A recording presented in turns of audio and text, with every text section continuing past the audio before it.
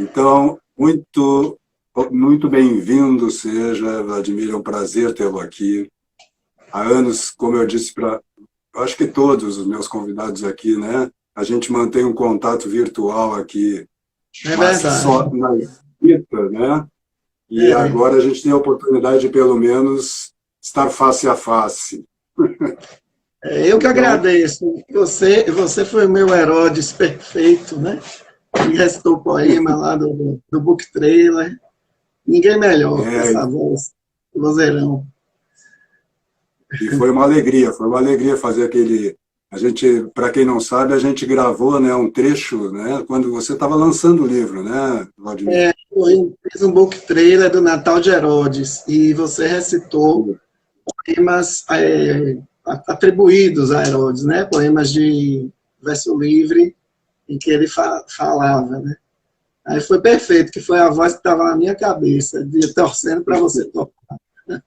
Que bom.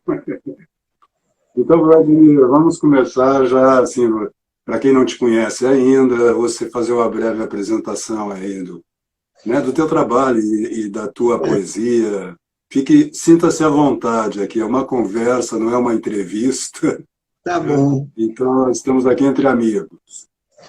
Veja, eu tenho 4 livros publicados de poesia, autorais. Tenho, na verdade, 5, né? Porque agora saiu A Morte Sucinta, A Vida Prolixa. Ele tem 2 títulos. É um livro de epigramas e haikais satírico, né?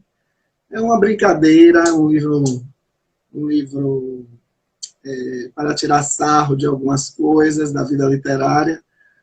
Mas os outros 4, né, são a minha poesia pretensamente séria, né? E estou agora em vias de lançar um outro título que se chama Arte Nova, que é uma mudança minha, temática e formal. Então, meu primeiro livro se chama Culpe o Vento, é um livro que levou 10 anos para ser feito, por acidentes, dificuldades de achar editora, e isso acabou ajudando na conformação do livro, na feição final que ele teve. Situa meus temas, minhas principais leituras, é um livro de muito diálogo ainda. O segundo Lume Cardu Me Chama, que é um livro baseado todo no imaginário praiano e ribeirinho, sobretudo praiano, com uma imagística toda voltada para o mar. Depois tem o Cacau Inventado, que trata do período de decadência da lavoura cacaueira aqui na Bahia, e também do legado cultural daquela região, de romancistas e contistas, sobretudo, poetas também. Depois eu lancei o Natal de Herodes, que é esse livro de que falávamos há pouco, e é muito marcado pela minha vivência na psicanálise, e trata da ausência paterna. Herodes aparece como um personagem lírico, e eu revisito temas da história sagrada e da história de Herodes, que não está na Bíblia, né, que está em Flávio José. E agora virá Arte Nova, que é um livro de lírica amorosa. E a minha produção é isso. De formação, eu sou bacharel em Direito e fiz mestrado e doutorado em Teoria Literária, aqui na Bahia. A minha tese foi sobre Eledu Ivo, né, que foi um poeta muito importante para mim. Conto o Eledu Ivo entre os maiores poetas do Brasil, embora seja a opinião minoritária, mas eu acho que é realmente. E foi um grande amigo também. Então, é essa a minha brevíssima trajetória, aos 42 anos. E você exerce a advocacia? Exerço como servidor público, não como advogado. Mas, no momento, estou até afastado. Mas são 21 anos de serviço público federal, do judiciário, né? Sempre muito próximo da advocacia. E qual como é que você vê atualmente a questão da poesia no Brasil? Quer dizer, a gente vem falando sobre isso, né, nessas lives aqui, sobre, quer dizer, uma coisa que já desde a primeira com o Emanuel, né, a gente acentuou, enfatizou que é uma perda nessas últimas décadas, né, não só em termos poéticos, de poesia propriamente dita, lírica e épica, enfim, mas das artes em geral, né, e particularmente das artes do verbo, da literatura, né, houve, ao longo dessas últimas décadas, uma decadência muito forte, né, cujos, assim, eu acho que nem vale, quer dizer, quem sou eu para definir o que a gente vai falar, mas, enfim, analisar todas as causas disso aqui, porque eu acho que elas são múltiplas, né, mas resulta que o brasileiro que já não lia muito, né, mas se a gente pegar os jornais ali da década de 60, particularmente, e ainda 70, né, eram jornais através que chegavam a uma boa parte da população, e nós tínhamos grandes escritores ali escrevendo, né? Eu acho que E aos entendi. poucos... Entendi sua colocação. Me permita, porque senão eu me perco. Olha, eu acho realmente existe uma crise. E não é só brasileira. Essa crise tem a ver com várias coisas, inclusive internas da própria poesia, sobre, por exemplo, questões formais, como o verso livre, que foi uma grande conquista, mas já estamos aí, começou em 1880, 90, já estamos um tantinho longe, né, 150 anos talvez, não sou boa de conta, e é natural que as conquistas formais elas se degringolem com o tempo e a poesia precise se repensar, isso sempre aconteceu. Mas há uma crise brasileira, né, que se reflete nesse ambiente de pouca leitura e de pouca crítica literária, e também uma crise do jornalismo no mundo, né, que aí também não é só nosso. Agora, o que ocorre entre nós, que eu acho muito interessante, e eu fiz uma antologia e chamei de underground estético. É uma tese que eu tenho de que existe uma poesia de valor estético, né? E essa poesia está no underground, no subsolo, né? Ela não está aparecendo como mainstream, ela não aparece nos jornais de grande circulação, que ainda mantém seus cadernos, apesar de que não são mais todos eles literários unicamente, mas mantém. Mas essa poesia está fora desses ambientes e fora das feiras literárias. E quando se fala em antologia, quando se fala em poetas contemporâneos, não se lembra dessas pessoas, embora algumas delas tenham até sucesso em atividades ligadas à poesia, como tradução ou como professores de ensino médio ou de nível superior. Mas essas pessoas não aparecem, e não aparecem, ou não aparecem suficientemente como mereciam. E isso eu entendo que é porque a dimensão estética ficou subterrânea, ficou menos importante, numa caminhada que veio do estruturalismo, passou pelo pós-estruturalismo e chegou no culturalismo, do ponto de vista teórico-crítico, e chegando no culturalismo é a derrocada total da arte como estética, né? E porque o que importa são os temas, apenas as pessoas que falam, os lugares de fala, como eles dizem. Então eu tirei essa expressão que é de Harold Bloom, que ele diz assim, mas renascerá um underground estético. E eu acho que isso está acontecendo. Não sei no mundo, porque não tenho condições de fazer a pesquisa, mas aqui no Brasil existe isso, e existe uma poesia de valor, no sentido de uma poesia feita em atenção à tradição, que procura se colocar numa grande conversa que já vem, que não faz tábua rasa do que já foi feito, e que considera a poesia, parte do pressuposto que poesia é arte. Ou seja, a dimensão estética é fundamental. E eu reuni 24 pessoas, poetas, e agora estou preparando a segunda edição, que terá mais alguns. Então, eu acho que é um panorama bom, porém é um panorama subterrâneo. Quanto a outra coisa que você colocou, a pouca leitura, a gente também não pode esquecer que poesia sempre foi pouco lida, em qualquer tempo, em qualquer lugar. A literatura, quando se fala em literatura, geralmente as pessoas associam a prosa. Quando se fala em escritor, as pessoas associam a romancista e contista no máximo. E poeta é uma categoria à parte, né? Então, o contingente de leitores de poesia, em circunstâncias desejáveis, de acesso à educação, de incentivo à leitura, é menor. E menor será numa situação de decadência de ensino, de problemas de circulação, e nesse quadro em que o estético fica como underground. Acho que eu respondi, pude fixar a sua pergunta.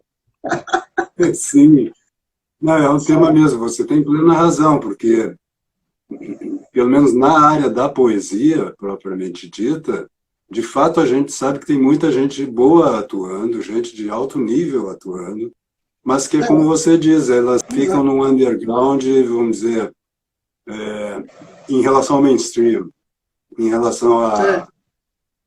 O que aparece. O que aparece, o que a própria imprensa, que hoje não é mais impressa, né, e, portanto, nós estamos vivendo uma mudança ainda que eu não tenho, não sou muito sociológico no meu pensamento, não tenho muita ideia de para onde isso está caminhando, mas nós estamos vivendo, quer dizer, uma nova transformação aí que quase corresponde ao surgimento da imprensa, né? A famosa... Agora, o bom é a internet, sabe? Eu acho que a cena literária está acontecendo na internet. E o underground estético só é possível por causa da internet e das redes sociais. Embora todo mundo fale e todo mundo continue usando, da quantidade de bobagem que tem, né?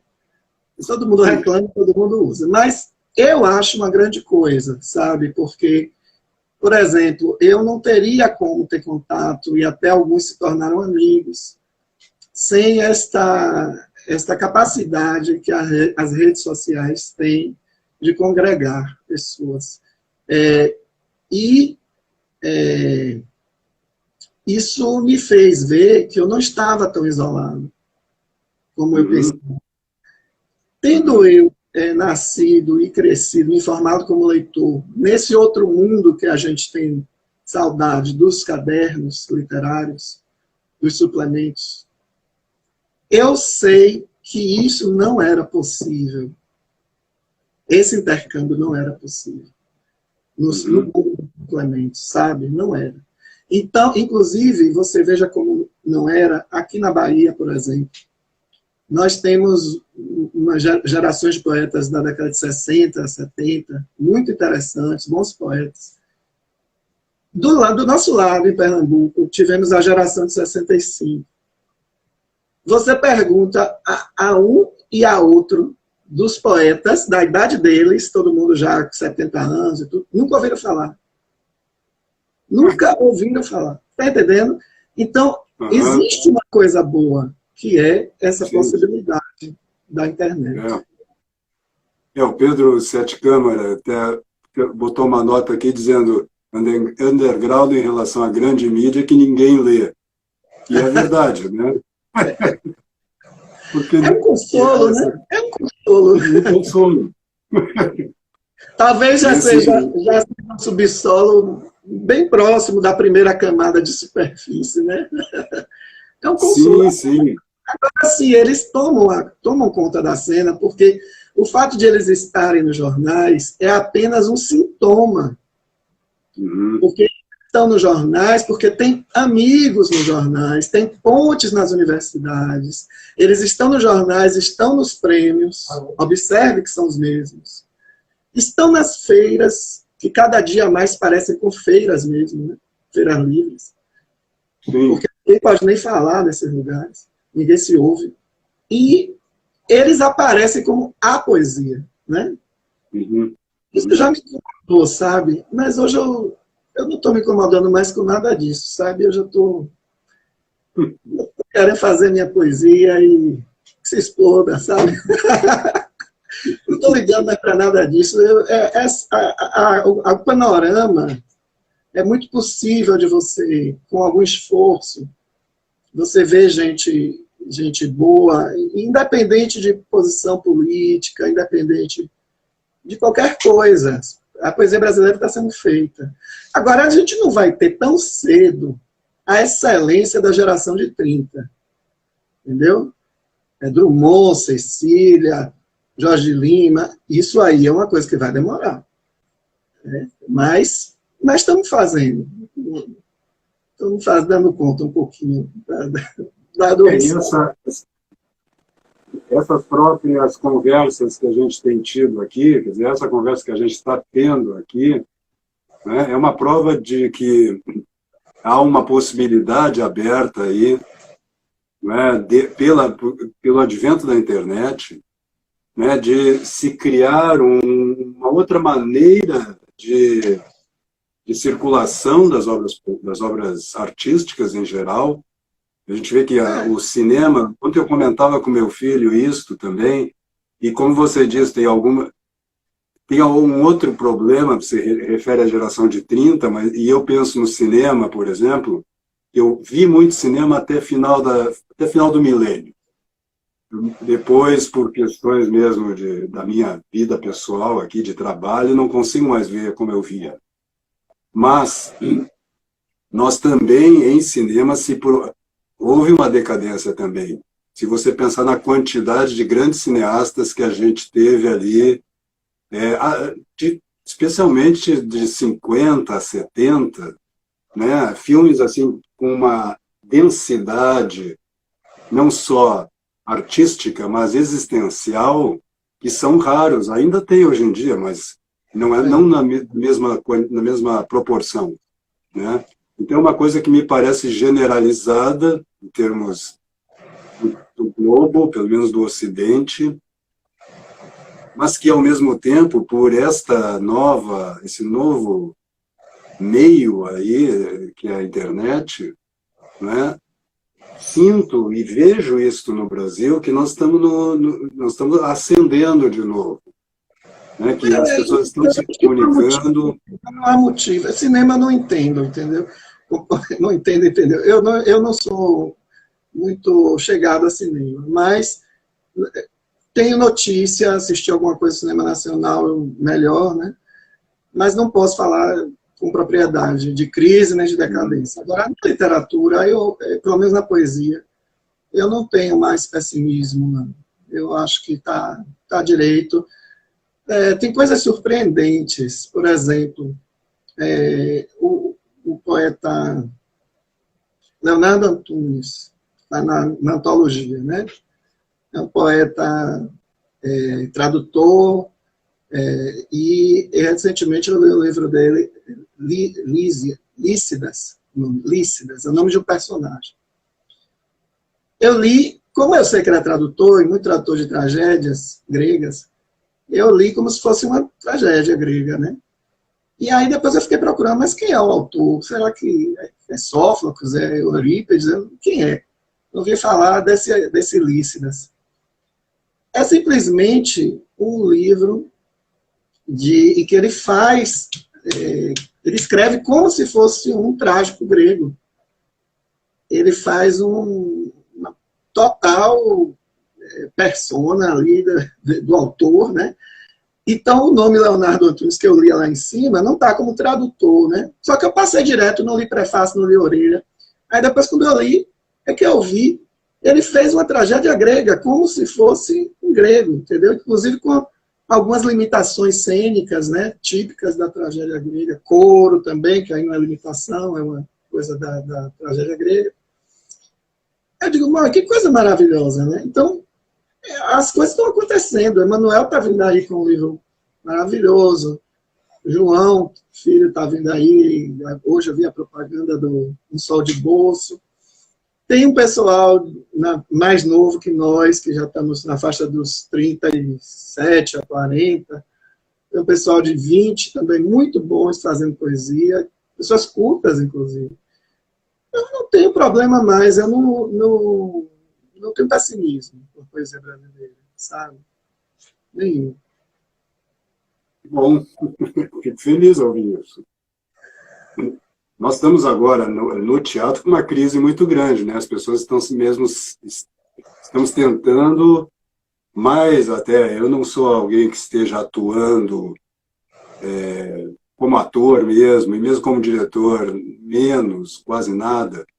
Então, esta crise que veio por causa da peste aí, a mim, sob esse ponto de vista, não está atingindo tanto, mas o meio teatral inteiro está numa crise exatamente porque talvez a das artes, teatro, dança, enfim, as artes performáticas, são aquelas que mais estão impedidas de atuar, né? Já não tem público, agora não podemos sair de casa os poucos que vão, né? Exatamente. Mas Então, isso também vai passar, né? Não vamos ficar a vida inteira, nem as do Egito duraram para sempre. Uma hora isso vai passar. Mas ao mesmo tempo isso aí chamou a atenção do pessoal para algo que, por minha própria natureza, já vinha, né? Já tem uns 5 anos que eu venho trabalhando, mas virtualmente, vamos dizer assim, né? Coisa de leitura de poemas, e agora mesmo até com alguns cursos que remetem-se à prática poética também, né?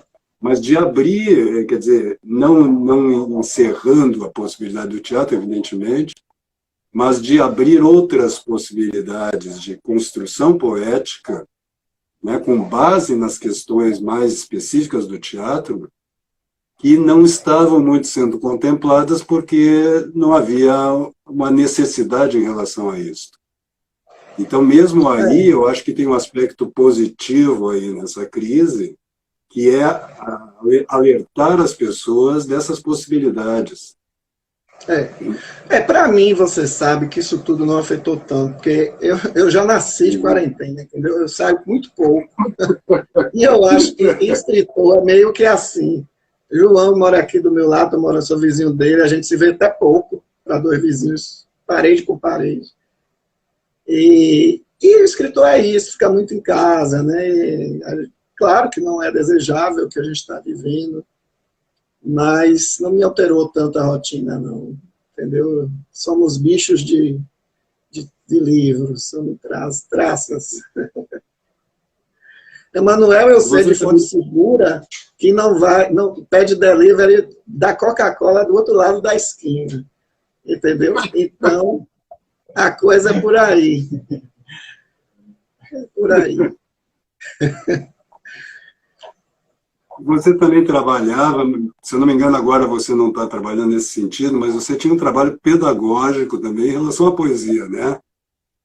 E a escrituras em geral também, prosa também. Eu abri um ponto, porque eu acho que podia orientar, né? Eu tinha já uma vivência de leitor e também eu tenho um livro de contos que eu não publiquei, mas foi distinguido algumas vezes nesse prêmio Sesc, né? Foi finalista umas 3 vezes, é uma menção honrosa. Mas não publiquei, não pretendo mais publicá-lo. Mas eu também estudei teoria da narrativa, então abri para conto. Mas era sobretudo de poetas, eu oferecia, e na verdade assim, eu não fazia propaganda disso porque era gratuito. Eu escolhia as pessoas, às vezes elas partiam de um diálogo, observava elas, tinha perfil no Facebook. E aí a gente ia trocando ideias e quando estava coisa mais séria, eu propunha, mandava o material impresso e tal, as perguntas. E íamos dialogando, geralmente essas pessoas tinham um projeto, ou era de tradução ou de escrita criativa, já chegavam com poemas, e eu acompanhei algumas pessoas que hoje estão publicando, né? E só que, no momento, eu tomei um momento meio tumultuado da minha vida, eu suspendi né, e estou apenas dando continuidade a um único, né, que eu estava.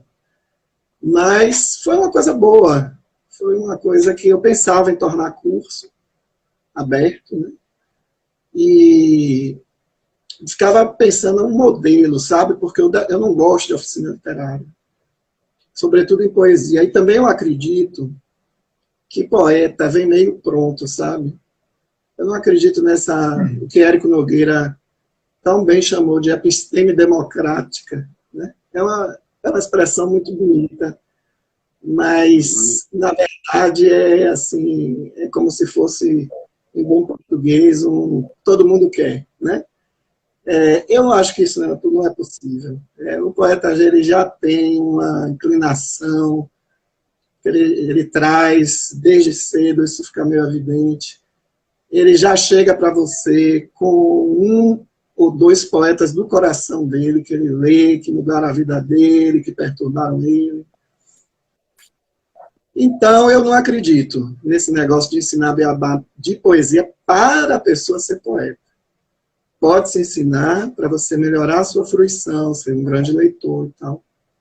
Mas construir um poeta do zero eu não acredito. Então, eu ficava pensando no modelo, como faria com essa minha chatice, né? Então, eu ficava escolhendo pessoas que eu já sabia que estavam escrevendo bem. E aí, de repente, minha vida se tumultuou, como eu disse, e eu suspendi. Mas é isso. Qualquer tempo eu volto. Eu perguntei também pensando nisso, porque por causa desse meu interesse, porque eu não sou um poeta,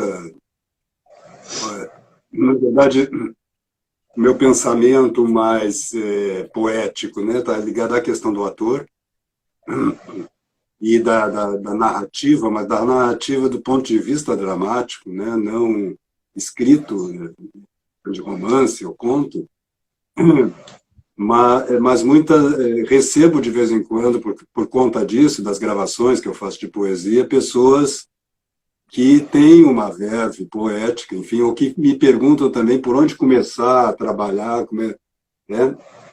E talvez a gente possa aproveitar para falar um pouco sobre... Quer dizer, eu acho que esse tem um primeiro ponto aí, que me lembrou o Rilke, né, naquelas cartas dele. Uma das primeiras coisas que ele diz para o escritor é que ele experimente ficar sem escrever. E que se ele conseguir, né, se ele conseguir, então é porque ele não é escritor, ele não é poeta. Não é? Ou seja, também o Rilke pensa nesses termos. Tem que haver uma necessidade, vamos dizer, interna, existencial, que te mova nesse sentido, né? Mas todo mundo pensava, entendeu? Se você olhar as entrevistas de escritores, ou obras memorialísticas, ou epistolares, como essa de Rilke, nunca se achou isso. Que você entrar para a poesia como se fosse uma... aqueles negócios da Idade Média, como é? Corporação de ofício. Ninguém pensava, ninguém falava isso. Isso começou de uns tempos para cá por causa dessas ondas que também respondem pela morte da crítica, como o culturalismo. Né? Quer dizer, não importa o estético, não importa nada que escape à nossa razão, à nossa pedagogia racional. Então, todo mundo pode. Né? O faça você mesmo. Aí as pessoas, algumas até que pensam como eu, começaram a ficar meio constrangidas e tal, porque não é bom falar isso, entendeu?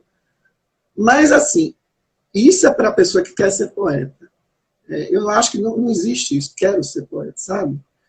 Agora, a pessoa que quer melhorar sua fruição, entender, ler melhor, conhecer a história literária, saber ler um poema com relação à pauta métrica, porque tem influência. Tudo isso é muito possível.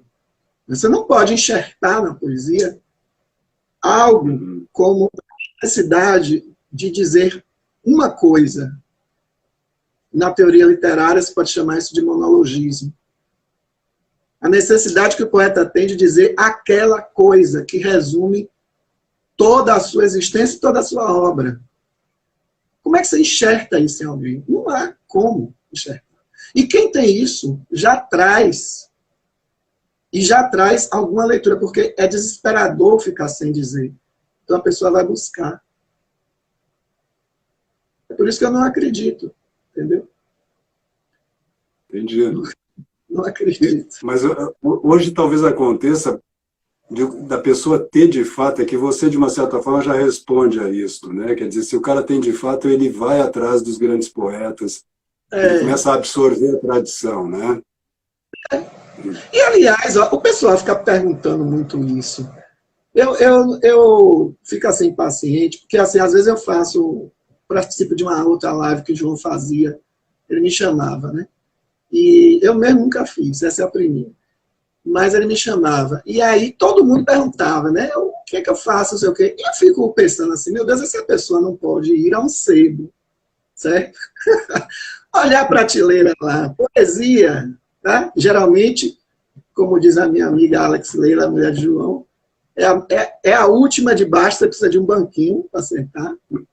A última de cima, você precisa de uma escada. Nunca a mão, né? Mas essa pessoa fazendo esses dois sacrifícios, ir ao sebo, sentar no banquinho ou subir na escada, ela vai achar coisas legais por R$10, R$15. É isso. A resposta da maioria dessas pessoas é isso. Agora, quando você já tem um certo nível básico, é muito importante, eu também acho isso, conviver, dialogar com poetas mais velhos, ou da sua idade. Aí sim eu entendo a demanda, sabe? Mas o que eu tenho visto são pessoas assim, completamente desaparelhadas, que você fala Drummond, Cecília, a pessoa não leu nada, sabe? E aí, como é que eu começo? Vá para o sebo da sua cidade e compra uma bagatela qualquer, melhores poemas, coisa assim. O Wagner está chamando a atenção aqui que os livros também são os mais baratos, né? Então não dá nem essa... Aliás, os sebos estão num momento difícil. Né? Sim, sim. Então, essas pessoas fariam muito bem indo aos sebos. Né? Inclusive para os donos de sebo.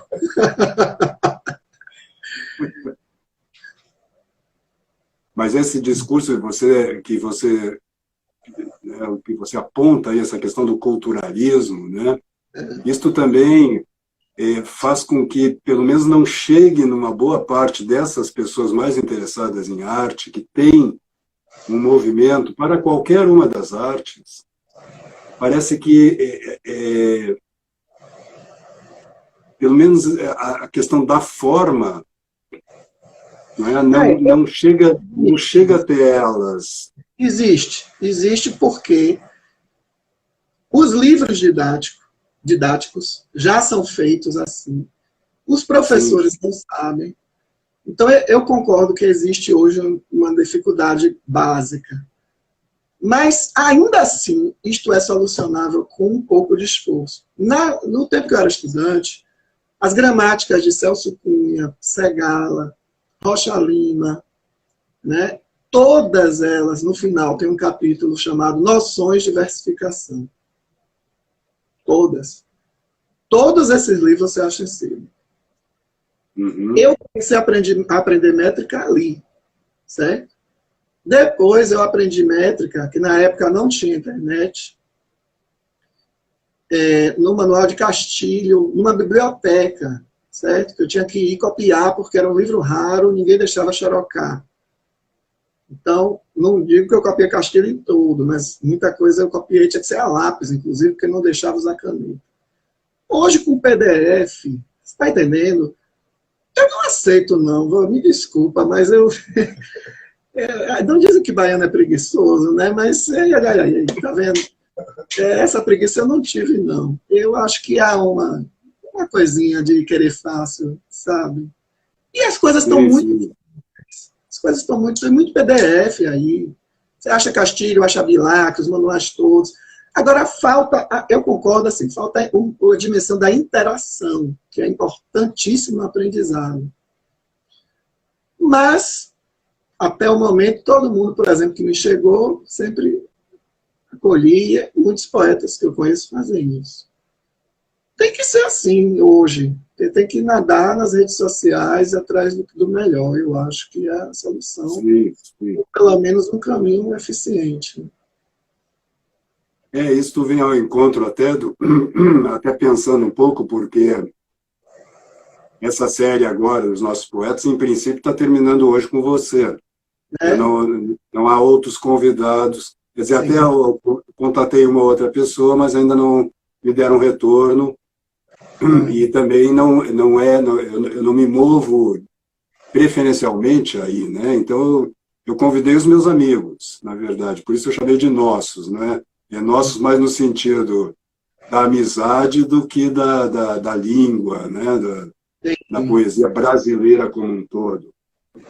Mas penso em pegar artistas de outras áreas também, fazer essas conversas, mas me ocorreu também da possibilidade da gente fazer algumas conversas em grupo. Eu li alguns poetas, né? Isso não daria para fazer aqui pelo Instagram, mas pelos hangouts lá, pelo Meet do Google, dá para fazer. E acho que isso poderia ser uma coisa legal. Hein?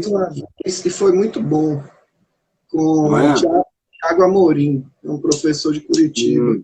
O negócio desse tipo de organização assim, é que você tem que ter muita habilidade ali para passar a palavra para um para outro, sabe? Mas eu achei muito proveitoso. Fiz eu, João, Bernardo Souto. Quem foi mais? Wagner Xadé. Entendeu? Foi ótimo. Eu acho que isso pode ser muito bom, né? Porque assim vai abrir possibilidades desse diálogo. Eu aqui me sinto muito isolado, me sinto muito sozinho, né? Claro, dependendo da arte que você está trabalhando, até isso não chega a ser uma grande dificuldade, mas para, vamos dizer, a saúde da própria cultura, para a respiração da cultura, né, isto traria, eu acho que, uma contribuição legal. Traria. Agora, deixa eu te pedir uma coisa. Eu também me sinto muito sozinho, viu? Me pergunte de poesia, que eu só entendo um pouco disso. Hangout, cultura em geral, cinema, não entendo nada. Sou um burro ignorante. Vamos falar de poesia. Se possível, mas vamos fazer uma específica de poesia, pelo menos, né? Para você poder também estar junto. O meio de acesso. Eu sou tão grosso nisso que eu comecei a fazer uns vídeos para o YouTube. Aí o pessoal começou a reclamar de imagem, de som. Aí teve um menino que eu acompanhava, disse assim, Vladimir, deixa eu te dizer uma coisa. Eu disse, posso te dizer uma coisa? Não se ofenda. Eu disse, o que é? Compre um microfone. Larguei. Não tenho paciência, não. Não tenho. Não, eu vou pensar nisso aí, vou entrar em contato com algumas pessoas, porque eu acho que isso pode ser uma coisa legal, de criar mais conversas em grupo, para não ficar sempre só esse modelo de um diálogo, né? O que eu sinto que nós poetas sempre precisamos é assim, desse suporte pronto, sabe? Porque geralmente são pessoas que não têm habilidade para lidar com esses detalhes, sabe? Som, imagem, não sei o quê. Bota o Skype. Mas tendo, é maravilhoso. É maravilhoso. Eu já conta comigo. Me convidar. Ótimo. Ótimo. Eu felizmente tenho isto. Meu pai trabalhava com computação desde a década de 60. Meu pai chegou a trabalhar com aqueles computadores de sala. Você entrava no computador para trocar uma válvula. Sim, sim. Então, eu já no início de 80, eu comecei a trabalhar com computação, com aqueles micro. Né? Então, eu tive essa trajetória aí, então eu me movimento bem aqui. Então, eu acho que eu tenho que aproveitar esse talento aí, ou essa habilidade, né, para... o Wagner já está dizendo, vamos, o Wagner já se propôs a fazer também. Tem que aproveitar. De maneira que a gente eleve esse underground aí, né? A gente veio para o nível para a superfície. Isso. Aí você ajuda os poetas também com isso. Isso, assim, acho que, assim, por uma questão de destino mesmo, não foi uma coisa que eu planejei ao longo do tempo, mas eu acabei tendo essa possibilidade aí do meu trabalho, por causa das gravações, talvez, né, que eu fiquei mesmo gravando muita coisa durante um bom tempo. Estou nesse lugar em que é possível ajudar as pessoas a ter uma voz mais audível, vamos dizer assim, na nossa cultura, né? E pela debacle mesmo também que a gente está vivendo da cultura oficial, graças a Deus, né? Do mainstream, isso aí ninguém aguenta mais. É um porre. É um porre, não sabe escrever, não sabe fazer verso, não tem ouvido para verso, entendeu? Não tem nada, e pior, não tem nada a dizer. Porque quando você vai ver, o que eles chamam de epifania, né? É só um flagrante da percepção. Né? Você quer, em momentos, você se dá conta que uma cadeira é uma cadeira, assim, é diferente. Né? É um objeto que atribui um nome cadeira, sabe? Aí, pronto, faz um poema lá, todo fragmentadozinho, picotado, né? Pronto. E aí, ou então, aquela percepção mais forte um pouco, né? Que como se fosse uma eureka, né? Que a pessoa tem, mas não tem nada de epifania. E aí, é isso a poesia. Ou uma queixa, né? Queixa de coisas. Aí enxertam imaginário urbano, né? São coisas muito recorrentes. Aí tem que falar de automóvel, sinaleira, fast food, asfalto, né? Coisa assim, garrafamento. E aí, pronto. Aí está o coquetel do poema contemporâneo, né? Mas, enfim, aí a gente tem que aceitar essas pessoas se chamando de poetas, né? Aí eu já disse assim, tem que me chame de outra coisa, porque eu não quero ser poeta assim, não. Eu brinco com os meus alunos e digo, olha, não confunda exprimir com espremer, né? Porque vira tudo interjeição, né? O cara não percebe que existe uma mediação formal que é o que faz a poesia propriamente dita. Sim, né? Não sim. se trata só de dar voz, vamos dizer assim, imediata a uma percepção ou mesmo a uma vivência, né? Mas de dar forma a isso. A diferença é abissal. Sim. Abissal, concordo. Mas é o que temos aí, e não adianta também a gente se queixar muito, sabe? Tem que seguir fazendo. Enfim, estou aí com mais um livro. Às vezes eu penso assim, pô, mas já 5, 6, né? Vai ser o 6º, né? Mas eu estou muito contente com ele. É um livro que vem com muita mudança, que eu não esperava fazer nunca. Um livro de lírica amorosa, imagina. Não esperava. Alguém perguntou há pouco quando é que sai o Arte Nova. Veja só, o livro está pronto, inclusive o ensaio de Emanuel e um pequeno texto de João, talvez seja prefácio. Eu só preciso arrumar, porque eu escrevi um pouco mais, então eu preciso arrumar a ordem. Aí vou mandar para a editora, né, que fiquei apalavrado de ser a Patuá. Só que eu não sei como está o calendário deles com esse problema aí de pandemia, né? Vai ficar nas mãos dele, mas o livro está pronto. Se vocês quiserem, eu até digo um poeminha aí dele. Tá? Diga sim, diga sim. Quando quiser, prazer. Para dizer agora? Deixa eu ver aqui se eu acho. Pode dizer, porque eu acho que assim, nós temos 13 minutos ainda de conversa. Então, estamos entrando na reta final. Deixa eu ver aqui uma coisa legal.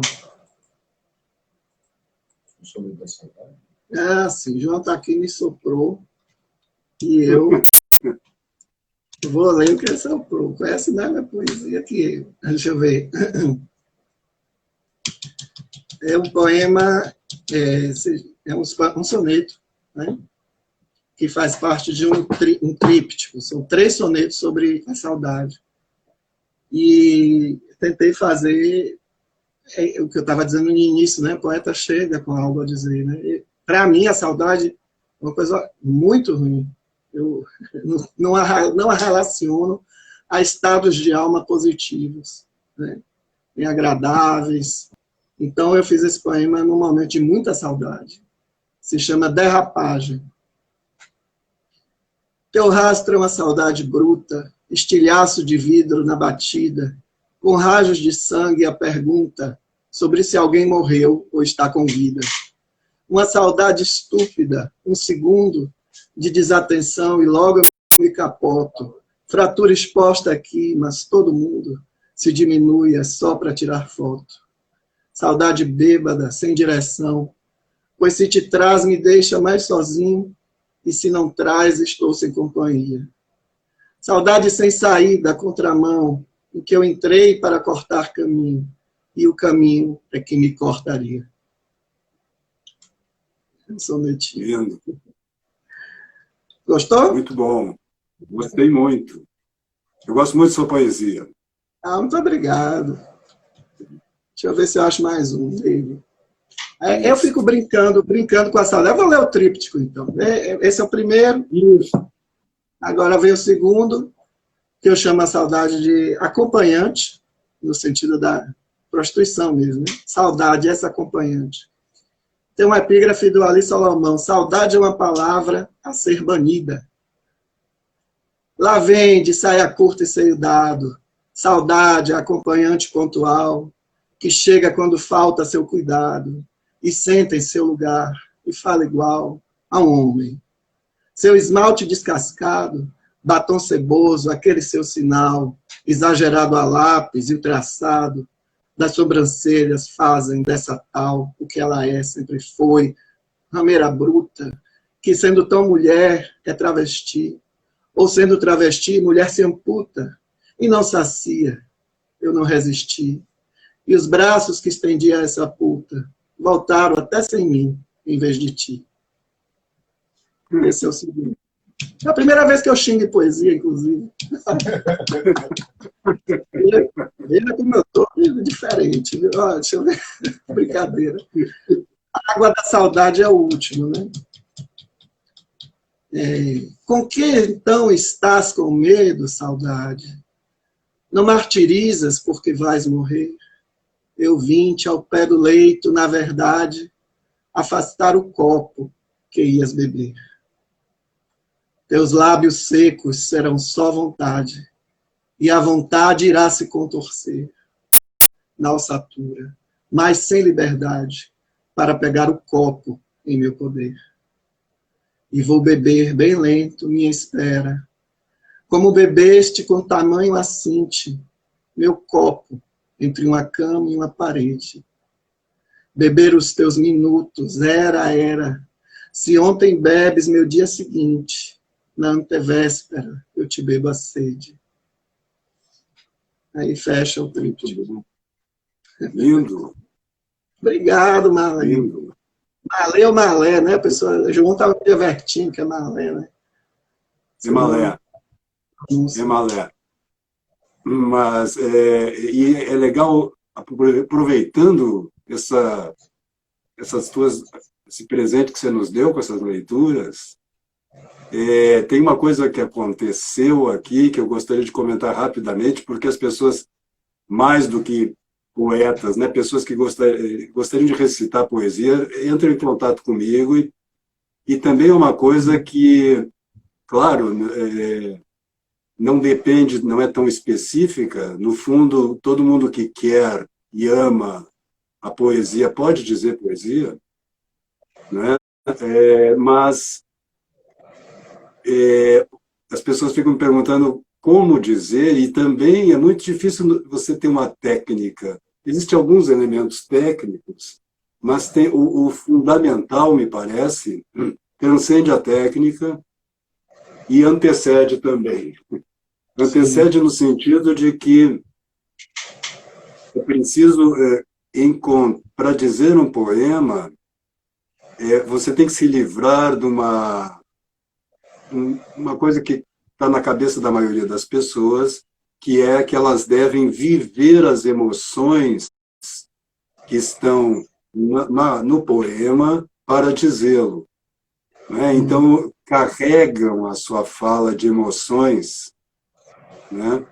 O que torna inaudível, torna feio. E quando você lê agora, você faz intuitivamente, né? Você faz aquilo que eu tenho sugerido, mas agora talvez até consiga explicitar melhor tendo visto você fazendo, que é, de uma certa forma, se colocar num estado de alma análogo ao que está que é o tema do poema, vamos dizer assim. Porque a maneira, vamos dizer, o teu estado de alma mudou sutilmente de acordo com um dos poemas do tríptico, né? Que isto é exatamente o que é preciso fazer, né? Então, nós temos aqui um exemplo que pode servir, depois essa live vai estar lá no YouTube, para as pessoas verem essa distinção. Era muito claro que, na medida em que você coloca se coloca imaginativamente nesse outro estado, e não numa vivência de emoção, né, você já encontra a maneira de dizer aquele poema. E não precisa, vamos dizer, carregar na emissão vocal as emoções e vivências que estão ali, experiências, porque essas já estão traduzidas no próprio texto, né? Veja só, eu concordo e observo esse problema hoje. Uma certa afetação, né? Ou uma coisa muito dessangrada, né? Uhum. Ou seja, muita emoção até o artifício ou muito pouca. E existem modos, né? Nós temos uma coisa que se chamava poesia tribunícia, a poesia de Castro Alves, por exemplo, que ela, com recursos retóricos, ela é até feita meio que para o púlpito, né? Meio para a voz impostada. E existem coisas que são incompatíveis com esse tipo de poesia, né? E outras que serviriam a qualquer leitura, como, por exemplo, a questão da pausa no cavalgamento, né? Quando o verso não se conclui sintaticamente e utiliza o verso de baixo para a conclusão, o adjetivo está embaixo, o substantivo em cima. O Celso Cunha recomenda uma semipausa. Você não dá a pausa do verso, dá um pouco menos, mas dá uma pausa. Então, são coisas que servem a tudo. Com relação ao continente de emoção, eu acho que isto é porque as pessoas elas não estão tendo a vivência da leitura, uma emoção da palavra escrita, que é algo muito próprio da poesia quando ela se emancipa na canção, ou volta a se emancipar depois no trovadorismo, deixa o trovadorismo de lado, e depois na Renascença. Ou seja, uma emoção da palavra escrita. É preciso mais tempo de leitura da poesia. É preciso ler poesia devagar, para que isso vá se coadunando a seu sentir, e você não carregue de afetação, e também aquilo não lhe diga nada. Porque se for bem pensar, o afetado e o dessangrado são a mesma coisa, a mesma pessoa. Eles não têm emoção própria. Por isso um carrega e o outro mostra que não tem. Eu não tive uma formação de resta, né? Nem de nenhuma educação vocal, aulas de dicção, nada. Mas, treinando minha própria fala com poesia e escrevendo, fui adquirindo, acho que, uma maneira, e aí entra um pouco isso, porque em algum momento fica parecido com o ofício do ator, no sentido de que o seu estado de alma muda, como você colocou. Sim, né? sim. Em algum momento fica. Você não é um ator, mas você faz uma leitura dramática, vamos dizer assim, ou quase isso. Né? Certo. Então, é claro que isso é importante, porque se você não Ferreira Goulart dizia, se não for para emocionar, é para quê? Poesia é para quê? Né? É para quê? Porque as outras coisas, as outras funções da poesia, pedagógica, filosófica, elas se emanciparam. Né? Outros discursos o fazem melhor. Né? A filosofia, a política, a própria pedagogia. Então, se não for para emocionar, é para quê? Né? Ela há de ser para outras coisas, mas ela há de ser principalmente para emocionar. Então, Sim. se ler sem emoção ou com emoção falsa, não funciona. Somos próximos dos atores. Sim, sim. Quando fazemos personagens líricos, né? Sim. Um personagem que fala como Herodes, né? Estamos um pouco próximos disso. E o nosso tempo está se esgotando. Quero te agradecer de todo o coração. Foi uma alegria conversar contigo. E deixo a palavra para você finalizar, Olha, dizendo o que você gostaria. eu estava esperando por essa palavra final, mas o que é que acontece? Eu vi algumas pessoas perguntando coisas, eu não fixei. Só li uma, que foi um rapaz chamado Bruno, alguma coisa, perguntando, Vladimir, quanto tempo você leva a fazer um soneto? Então eu vou encerrar falando isso. Eu hoje faço soneto bem rápido. É uma coisa que eu até me policio, porque eu tendo a fazer soneto. É uma forma assim que se adequou, eu me adequei a ela, sabe? Então, um soneto que assim, hoje, né, que eu separo para livro, geralmente é um soneto que eu fiz em 1, 2 horas, no máximo. Entendeu? Aí depois eu dou um polimento. Nem sempre foi assim. Nem sempre foi assim. Mas é porque também é importante a forma se adequar